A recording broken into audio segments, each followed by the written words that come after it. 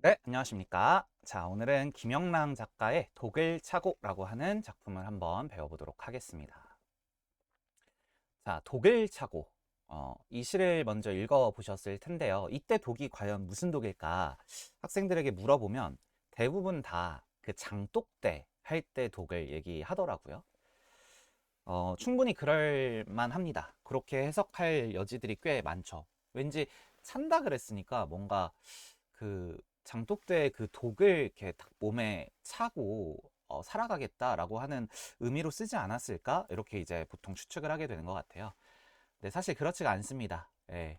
이때 독은요, 여러분 한자가 나와 있죠. 음, 그 순우리말 독과 한자어 독이 다릅니다. 그래서 선생님이 요 표준국어 대사전에 한번 검색을 해봤더니요. 여러분이 그 생각하시는 순우리말 독은 독 1번이죠. 그래서 간장이나 술이나 김치 따위를 담가두는 데 쓰는 그릇이다. 이렇게 되어 있고 여기에서는 독 3번의 의미, 건강이나 생명에 해가 되는 그 성분, 뱀에게 있는 독, 진해와 전갈에게 있는 독, 그 의미로서 사용하고 있다는 것을 먼저 말씀을 드리도록 하겠습니다.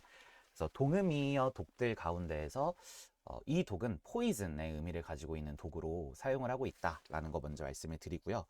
뭐 시를 전반적으로 해석하는 데 있어서 그렇게 그게 중요하냐라고 한다면 그런 건 아닌 것 같아요. 근데 우리가 이제 일상적으로 이런 표현을 사용하잖아요. 도끼를 가지고 살겠어. 오기를 가지고 살겠어. 비슷한 의미로 쓰이죠. 그때 이제 도끼를 품고 살겠어라고 하는 거는 어, 유하게, 부들부들하게 그냥 이런 일 있으면 이런 대로, 저런 일 있으면 저런 대로 사는 것이 아니라 뭔가 명확한 기준과 가치관과 신념을 가지고 거부할 것들은 좀 거부하고 어, 정신 차리고 똑바로 살겠어. 이런 의미로 우리가 도끼를 품고 살겠다라는 말을 하곤 하죠. 예, 그 부분을 좀 떠올리시면 이 시를 해석하는 데 있어서 도움이 될 것 같습니다. 그래서 독을 차고 살아가겠다는 것이 그런 의미로서 사용되고 있다는 거 먼저 설정을 좀 세팅을 잘 해주시면 좋을 것 같고요. 이제 내 가슴에 독을 찬 지 오래로다라고 하면서 시를 시작을 하고 있습니다. 그럼 이제 내 마음에 독이라고 하는 것을 품고 산지 오래되었다라고 하는 의미일 텐데 이때 이제 독을 차고 산다는 게 과연 무슨 의미야? 조금 더 쉽게 설명하면 이게 긍정의 의미야 부정의 의미야? 잡아줘야 될 것 같은데 라고 하는 생각을 하셔야 되겠습니다. 1년까지 읽었을 때는 사실 이 독이라고 하는 시어가 갖는 의미가 무엇인지 정확하게 파악하는 게 좀 어렵습니다. 시 사연까지, 마지막까지 읽어봤을 때, 독을 차고 가리라라고 했고, 리라라고 하는 종결 어미는 화자의 의지를 표현하는 종결 어미잖아요. 내가 이렇게 살아가겠어 라고 하는 화자의 지향점이 드러나는 표현이라고 본다면, 그러면 독을 차는 게 부정이 아니라 긍정으로 해석해야 되네. 라고 하는 생각을 좀 확정해서 잡아줄 수가 있습니다. 이런 시들을 좀 학생들이 어려워해요. 그러니까 우리가 어쨌든 시든 소설이든 어떤 텍스트를 읽어나갈 때 위에서부터 아래로 순차적으로 읽어나가게 되는데 어떤 작품 같은 경우에는 위에서부터 읽어나갔음에도 불구하고 윗부분에서 이 정확한 의미를 파악하거나 잡을 수 있게 제시되어 있는 것이 아니라 뒤에 부분까지 끌고 얘를 가지고 내려와 줘야 되는 그렇게 해서 읽었을 때 이게 이런 의미였네 라고 한다면 결국에 여러분 글이라고 하는 건 어떻습니까? 유기적인 거잖아요. 그러면 뒤에 있는 부분의 내용을 가지고 앞에 부분까지 끌고 와서 다시 한번 좀 해석을 해줘야 이 시의 의미가 전반적으로 체계적인 정리가 가능한 작품들이 좀 있습니다. 이런 작품들을 아이들이 좀 어려워한다는 거죠. 당연합니다.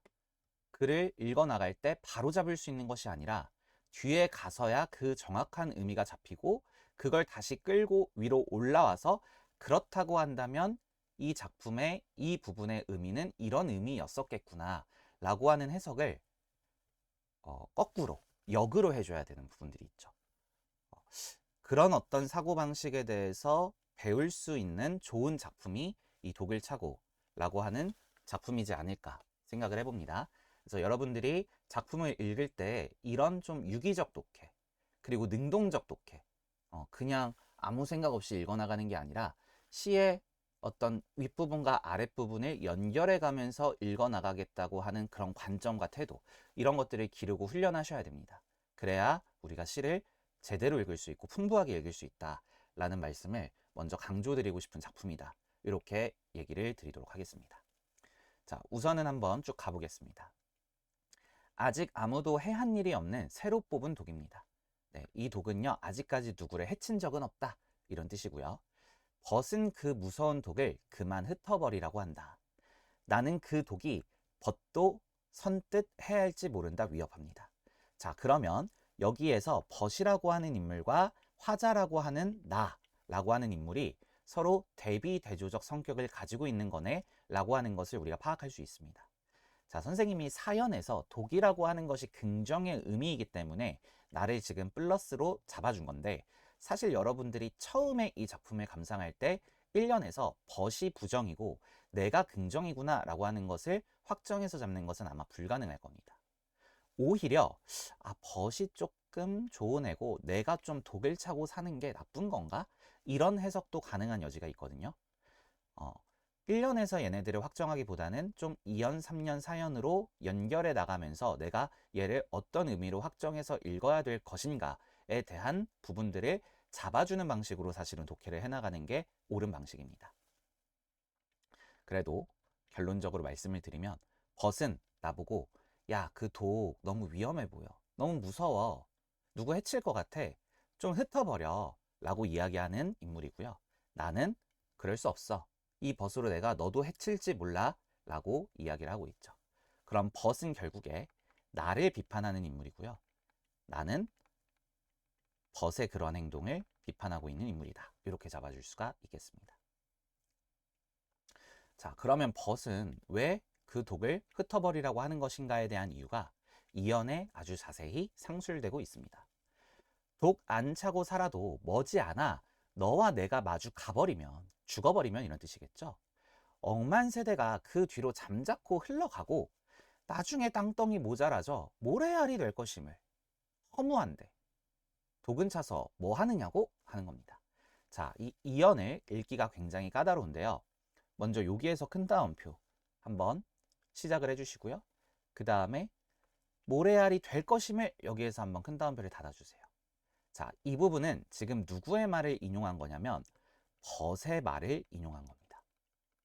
그리고 여기까지 벗이 그러니까 이러이러한 이유로 인해서 야, 독 차고 살아가는 게 허무한 일이야 라고 얘기를 하고 있고요. 여기에서 이제 화자의 반문이 시작되는 거예요. 반문이라는 건 반대로 다시 물어본다 이런 뜻이죠. 그러니까 벗은 야, 독 차고 사는 거 허무해. 어차피 우리 다 모래알 될 거야. 어차피 우리 죽을 거야. 그러니까 독 안 차고 살아도 괜찮아 라고 이야기를 하고 있고, 화자는 야, 독 차서 뭐 하냐고? 너가 지금 그렇게 나한테 말한 거야? 라고 하면서 반문을 하고 있다는 거예요. 그러면 허무한데 이게 바로 벗의 말이잖아요. 그렇다고 한다면 1년에 나왔던 그 벗은요, 어떤 세계관을 갖고 있는 겁니까? 바로 허무주의적 세계관을 갖고 있다는 거예요. 허무주의적 세계관이 뭡니까? 모든 거 다 허무해. 야, 아둥바둥 독기차고 오기차고 열심히 살 필요가 없어. 어차피 우리 다 죽어버릴 사람들이고, 그러면 억만 세대가 또 잠자코 흘러가. 너 너무 튀려고 하지 마. 어차피 우리 다 모래알 되고 말아. 즉, 세상에 대해서 허무주의에 빠져있는 그 벗이 나에게 충고를 하고 조언을 하고 있는 대목입니다. 거기에서 화자는 독의 어떤 유용성이랄까요? 독이 갖고 있는 의미라고 할까요? 그것들을 오히려 친구에게 반문하면서 너 그거 뭐 하냐고 물었어? 야, 이런 의미가 있어 라고 이야기하는 게 3년으로 이어지는 거였거든요. 그래서 2연에서는 허무주의적 세계관을 갖고 있는 벗의 말을 인용함으로써 너 독차고 사는 게 허무해 라고 하는 말을 했다면, 3년에서는 이제 화자의 진짜 속마음이 표현되고 있는 대목이었습니다. 우선 감탄사로 시작을 하면서 영탄법을 사용하고 있고요. 내 세상에 태어났음을 원망 않고 보낸 어느 하루가 있었던가. 서리법이네요. 그럼 무슨 뜻입니까? 그래, 나 매일매일을 하루하루를 원망하면서 살았어. 그래, 허무해. 이 세상이 허무한 것임을 화자도 인정해 준 겁니다. 허나! 자, 허나에서 이제 드디어 시상의 전환이 드러나는 거죠. 그래, 너 말대로 허무해. 나 세상 살면서 매일 세상을 원망하고 살고 세상에 제대로 적응해서 살아온 것 같지가 않아. 그러나 앞뒤로 덤비는 이리와 승냥이, 바야흐로 내 마음을 노리매. 자, 이리와 승냥이는 내 마음을 노리고 있는 사람들이에요. 바야흐로라고 하는 건 이제 순 우리말이죠. 이제, 막, 금방 이런 의미를 가지고 있는 단어입니다. 내가 산 채로 짐승의 밥이 되어 찢기우고 할 키우려고 내맡긴 신세임을. 뭡니까? 그래, 나 이리와 승냥이로 인해서 찢기고 할 키울 그런 신세라는 것을 알고 있어 라는 겁니다. 이리와 승냥이가 지금 찢기게 하기 위한 또 핥히고 있는 그 나의 마음, 이 나의 마음은 그렇다고 한다면 순수성이겠죠. 내가 삶을 살아가면서 간직하고 싶은 어떤 가치관이 되겠죠. 그래, 나 그렇게 내맡긴 신세 맞아. 그래서 나는 독을 차고 선선히 가겠다는 거야. 이렇게 이어진다는 거야. 이 이리와 승냥이가 나를 죽이려 들고 나를 해치려 들기 때문에 오히려 나는 그들로부터 나 스스로를 방어하고 보호하기 위해 독을 차고 갈 수밖에 없다는 거죠. 그 이유는요, 맨 마지막 구절에 다시 한번 강조됩니다. 마지막 날, 내 외로운 혼을 건지기 위하여. 이 외로운 혼을 건지는 것이 내 삶의 목적이라는 겁니다. 자, 무슨 말이냐. 이리와 승냥이가 내 육체는 건들 수 있고 찢을 수 있고 핥힐 수 있다는 겁니다. 그러나 나의 영혼, 나의 정신, 나의 순수성과 같은 마음만큼은 마지막 날 내가 건질 거야. 얘네만큼은 내가 빼앗길 수 없고 얘네들이 찢을 수 없을 거야 라고 하는 대목으로 이어지는 것이었습니다. 결과적으로 이 시는요,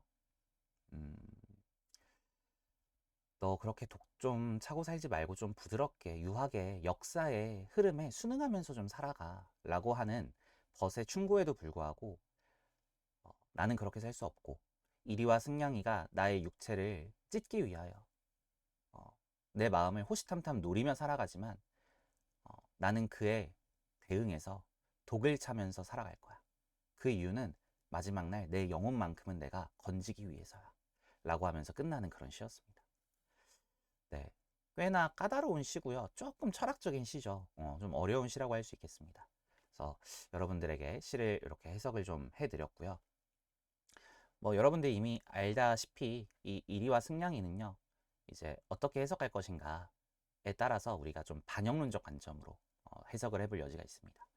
반영론적 관점이라고 하는 건 이 당시 시를 썼던 당시에 시대상이나 역사적 어떤 현실이나 역사적 배경 같은 것들을 중심으로 시를 읽는 기법을 이야기하죠. 그랬을 때 이 시는요, 여러분, 일제강점기에 쓰여졌던 시입니다. 그렇다고 한다면 이 이리와 승냥이는 독립운동 좀 그만해 라고 하는 일제의 탄압, 일제 치하에서 처참하게 살아갈 수밖에 없는 그런 삶의 현실, 그리고 그러한 화자를 공격하기 위해 호시탐탐 노리고 있는 대상들을 이야기하는 것이 되겠고요. 이 벗이라고 하는 인물은 약간의 친일파적, 그죠? 앞잡이로서 뭔가 야 그냥 우리 역사에 순응하고 좀 살자. 지금은 힘센 애가 누구니? 그냥 걔 줄 밑에서 좀 안전하게 보호받으면서 살자 라고 하는 인물이겠구나 라고도 우리가 이해를 할 수가 있겠습니다. 시의 주제는요, 순결한 삶의 의지와 결연함 정도로 요약을 할 수 있겠습니다. 그래서 1년에서는 독을 차고 살아가는 나의 자세를 이야기했었고요. 2연에서는 나와 대비되는 인물로서 벗이라고 하는 인물이 나를 회유하고 설득하고 뭔가 충고 아닌 충고죠. 그런 조언을 건네고 있는 인물이 등장했었습니다. 그러나 3년에서 내가 독을 찰 수밖에 없는 현실, 이리와 승냥이가 내 마음을 호시탐탐 노리고 있다는 거죠. 그렇기 때문에 나는 독을 차고 선선히 나아갈 것이다. 마지막 날 나의 영혼을 구할 것이다. 라고 하면서 끝나고 있는 시였습니다. 대비대조가 강력하게 드러나고 있는 시였죠. 부정에 해당하는 시어들과 긍정에 해당하는 시어들을 잡아줄 수 있어야 되겠습니다. 결연한 의지적어조. 어디에서 드러납니까? 바로 뭐뭐 하리라 라고 하는 대목에서 드러나고 있었습니다. 자, 부분적 대화체다 이렇게 표현을 하는데요. 이 시는 기본적으로 주로 독백으로 시가 전개되고 있긴 하죠. 화자가 그냥 자기 얘기, 자기 속마음을 말하는 건데요. 벗의 말을 좀 인용하고 있는 부분이 있잖아요. 그렇기 때문에 실제로 벗과 내가 지금 직접 이 현장에서 얼굴을 대면하고 대화하는 건 아니지만 벗의 말을 인용함으로써 좀 부분적 대화체를 사용하고 있다라고 이야기할 수 있겠습니다. 네. 해제는 여러분들 한번 좀 읽어보시면 좋을 것 같아요. 그래서 내재적 관점과 반영론적 관점에 따라서 좀 이리와 승냥이, 그 다음에 내 마음, 내 영혼, 내 순수함 이런 것들을 어떻게 해석하면 좋을 것인가에 대해서 선생님이 한번 적어 놓아 보았습니다. 자, 쉰 너만 알려줄게로 넘어가겠습니다. 1번 벗과 나입니다. 자, 벗은요 여기에서 매우 현실 수능적인 인물이고요. 타협적인 인물이죠. 허무주의에 가까운 회유의 말을 던지는 존재입니다.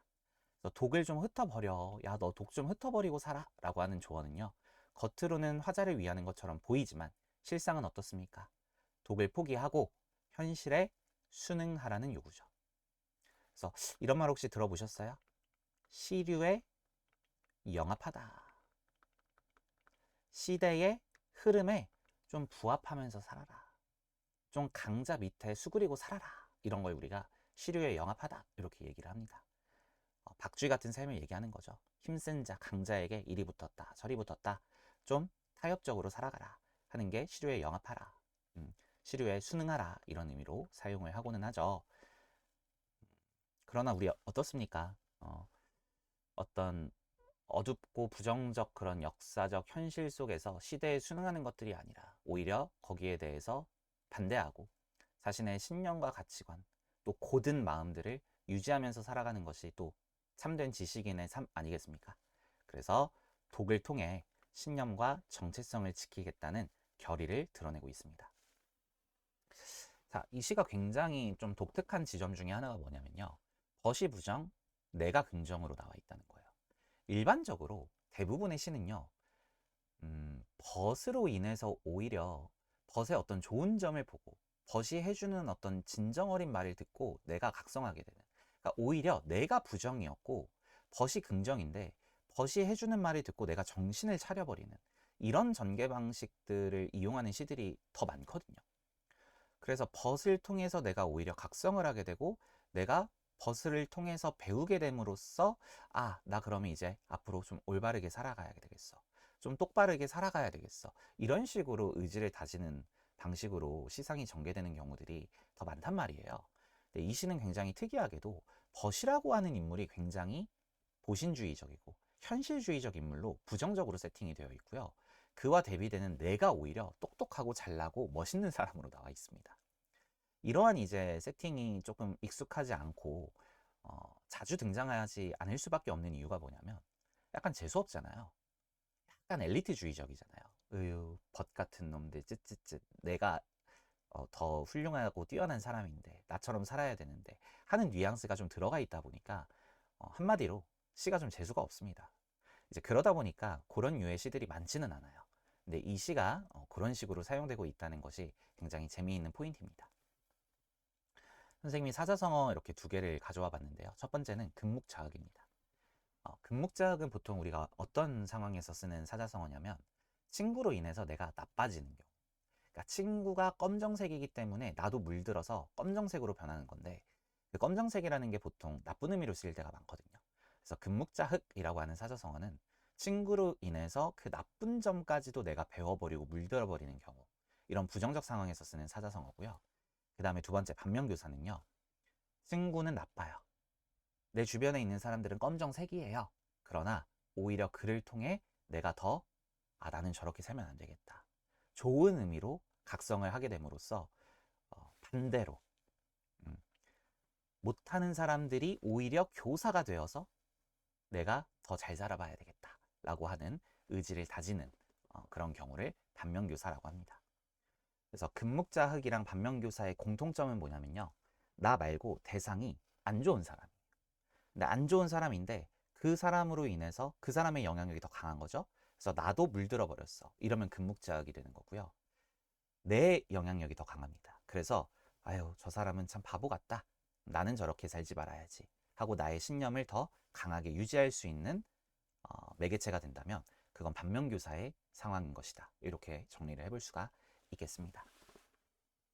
물론 뭐 주변에 좋은 친구가 있어서 좋은 친구 따라가는 게 가장 좋죠. 친구 따라 강남 간다 뭐 이런 속담도 있잖아요. 근데 뭐 내 주변에 있는 사람들이 항상 옳고 항상 좋지만은 않을 수도 있잖아요. 그런 상황 속에서 결국에 중요한 것은 외부에 흔들리지 않는 자기 신념이라는 것을 이야기하고 있는 시겠구나. 이렇게 우리가 정리를 좀 해볼 수가 있겠습니다. 자, 혼이라고 하는 단어입니다. 우리 시어에서요, 혼이나 영혼이 나왔다. 그러면 부정적 시어로 해석하기가 힘듭니다. 일반적으로 얘네들은 순수한 내면, 내가 지키고자 하는 순수성, 이런 것들을 강조하고 싶을 때 사용할 수밖에 없는 시어거든요. 그래서 내 육체는 너가 탐할 수 있을지언정 나의 이 혼만큼은 깨끗하게 유지할 거야. 너가 나의 이 영혼과 마음만큼은 빼앗을 수 없을 거야. 이런 식의 이제 시어로서 사용되는 경우가 대부분이기 때문에 이 시에서도 마찬가지였습니다. 그래서 결코 침범할 수 없는 영역이다. 그래서 육체적 고통과 현실의 압박, 이 인정하거든요. 이리와 승냥이가 판을 씌고 있는 시대적 현실임을 인정한단 말이에요. 그럼에도 불구하고 혼의 순수성과 독립성, 흔들리지 않겠다는 거죠. 그런 것들을 지키려는 의지를 보여주는 것입니다. 그래서 육신과 같은 물리적인, 물질적인 세계보다 마음이나 넋과 같은 정신적 세계를 더 소중히 여기는 삶의 그런 모습들, 화자의 태도들이 드러난다라고 볼 수 있겠고요. 혼이라고 하는 시어는 일반적으로 다 그렇게 쓰입니다. 네. 그래서 현실과 타협하지 않겠다는 강렬한 신념, 인간 존재의 의지와 고결함을 느낄 수 있는 시였다. 이렇게 정리를 좀 해볼 수가 있겠습니다. 네, 오늘 배운 시읽기 전략입니다. 뭐뭐 하자, 뭐뭐 하리라 나오면 여러분 의지로 읽어주시고요. 걔네들은 반드시 긍정의 대상이 됩니다. 이 시에서도 마찬가지였죠. 1년에서 독이라고 하는 시어가 갖는 의미가 긍정일까 부정일까 확정할 수 없었지만 4년쯤 되어서야 비로소 확정이 가능한 것입니다. 독을 차고 가겠다는 게 뭐랄까요? 독을 차고 살면 물론 좀 주변에 사람이 안 남을 수도 있겠죠. 송곳같이 날카로운 사람들, 좀 공격적인 사람들 옆에 친구들이 남기 힘들잖아요. 그러나 그럼에도 불구하고 내가 시류에 영합해서 부들부들하게 살길 원하니? 그럴 수 없어. 이 시대 자체가 지금 독을 차고 살아갈 것을 요구하는 사회인데 내가 어떻게 이것들을 포기하고 그냥 강자의 비위를 맞춰주면서 여기 가서는 이게 맞는 대로 저기 가서는 저게 맞는 대로 그렇게 살 수 있겠어? 라고 하는 그런 화자의 반문이 드러나 있는 시였습니다. 이렇게 좀 읽어주시는 연습들을 하시면 좋지 않을까. 그래서 이 시에서 사실 선생님이 강조하고 싶은 부분은요. 시를 해설하는 것도 해설하는 건데 좀 시를 읽어나가는 관점과 태도적인 면에 있어서 1년과 사연을 좀 연결해가며 읽는 그런 유기적 해석과 독해의 방법들을 여러분들이 좀 배우면 좋겠다. 이런 말씀을 마지막으로 드리면서 강조하면서 마무리하고자 합니다. 네, 독을 차고라고 하는 작품 같이 배워봤고요. 우리는 다음 시간에 만나 뵙도록 하겠습니다. 고생 많으셨습니다. 바이바이.